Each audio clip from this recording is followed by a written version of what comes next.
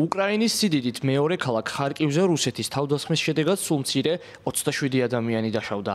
რეგიონის გუბერნატორმა განაცხადა, რომ რუსეთი ორ რაიონს შაჰედის ტიპის დრონებით დაესხა თავს, რამაც ზიანი და ნგრევა გამოიწვია. დარტყმის შედეგად დაზიანდა მაღალსართულიანი საცხოვრებელი კორპუსი, საერთო საცხოვრებელი, კომერციული ობიექტი და საბავშვო ბაღის ტერიტორია. ძალიან შეგვეშინდა, რადგან შაჰედის დრონის ფრენის ხმა გავიგეთ. ბავშვი ავიყვანეთ და დერეფანში გავედი დასამალად.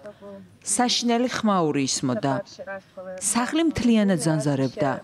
ეს პირველი შემთხვევა იყო, როცა დაგვარტყეს. მეორედ კიდევ უფრო ხმამაღალი იყო, ისე რომ ბავშვმაც გაიღვიძა. რეგიონის გუბერნატორმა ოლეგ სინიეხუბოვმა განაცხადა, რომ დაშავებულებს შორის 3 ბავშვია, რომელთაგან ერთი მძიმე მდგომარეობაშია. ხარკივში ორ რაიონში, შევჩენკივსკისა და სლობოდისკიში 4-ჯერ მიიტანეს იერიში შაჰედის ტიპის რაკეტით. შევჩენკივსკის რაიონში შენობაში, სადაც ახლა ვარ, დაახლოებით 18 დაჭრილი ადამიანია. სულ ხარკივის რეგიონში 27 ადამიანი დაშავდა, მათგან 4 ბავშვია, 3 კი ზრდასრული. 3 ბავშვი საავადმყოფოშია გადაყვანილი.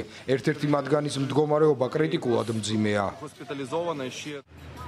კვირას რუსეთი და უკრაინა ერთმანეთს ასობით დრონით დაესხნენ თავს, რამაც რუსეთის საჰაერო მიმოსვლა შეაფერხა. უკრაინის პრეზიდენტმა ვოლოდიმირ ზელენსკიმ და მისმა დასავლელმა პარტნიორებმა კიევში დრონების წარმოების გაზრდასთან დაკავშირებით იმსჯელეს.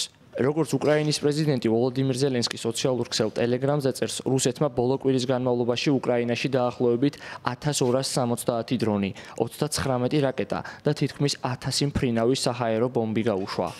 ზელენსკიმ საჰაერო თავდაცვის აუცილებლობაზე ისაუბრა და იმედი გამოთქვა, რომ საერთაშორისო პარტნიორები თავიანთ ვალდებულებებს პირნათლად შეასრულებენ.